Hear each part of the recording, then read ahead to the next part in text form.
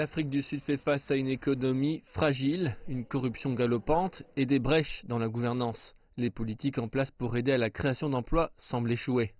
Le gouvernement a vraiment échoué à mettre en place ce que nous pensions être des propositions qui allaient fonctionner. Malheureusement, tout ce que nous avons vu pour le moment dans ce pays concerne des avantages avantageant les grandes entreprises, qui en contrepartie ne réagissent à aucun de ces efforts. Selon les derniers chiffres, le nombre d'emplois a augmenté de 62 000, mais les pertes d'emplois ont représenté 78 000, principalement dans le secteur manufacturier, la construction, le commerce et les services. Très peu de choses ont changé. Souvenez-vous que nous avons eu ce chômage pendant la majeure partie des 2 dernières décennies. Donc ce n'est pas juste les chiffres, ce sont les emplois de personnes. Selon l'étude, le nombre de chômeurs découragés a augmenté de 44 000. C'est une hausse constante chaque trimestre et elle suggère que les gens ne cherchent plus activement un emploi à cause des mauvaises perspectives. Le plus grand employeur du pays, c'est le gouvernement. Vous savez que le gouvernement supporte une grande partie des employés. Ensuite, les grandes sociétés ne se développent pas.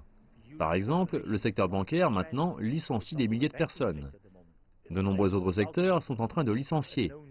Et il n'y a pas de nouvelles industries développées en Afrique du Sud.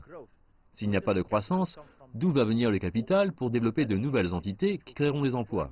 Le taux de chômage chez les jeunes a également grimpé pour s'établir à 58%. Il y a des millions de Sud-Africains qui sont chez eux.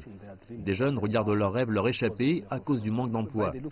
Ce n'est pas comme si nous avions un projet, car ces chiffres ne mentent pas.